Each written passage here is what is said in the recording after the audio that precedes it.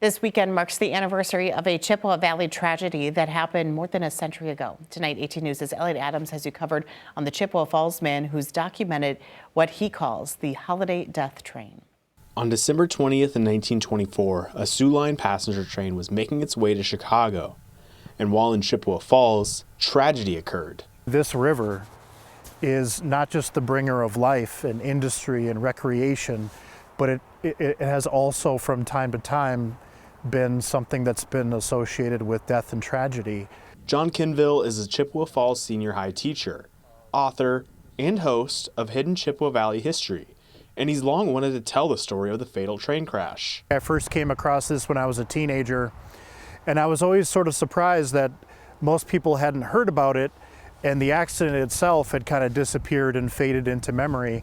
On that fatal day in 1924, it was the bitter cold that froze and ultimately snapped the switching mechanism on a set of tracks, which led to the train's cafe and observation car plunging into the Chippewa River. The first people on site were actually two teenagers, and so they were able to commandeer a small little boat and actually went down and went out there to try to help some of the victims of the wreck.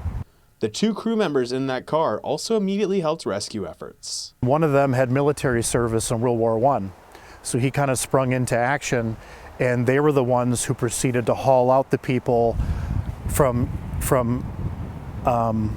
inside the car as they were trying to pull these people out, and a lot of them were very disorientated. 8 people died in the crash, ranging from 68 years old to just 5 months old. Kinville says he hopes eventually there's a historical marker at the railroad bridge to ensure the victims are never again forgotten. In Chippewa Falls, I'm Elliot Adams. Thanks, Elliot. We'll have a link to Kinville's full episode on the holiday death train at WQW.com, where he goes much further in depth on the topic.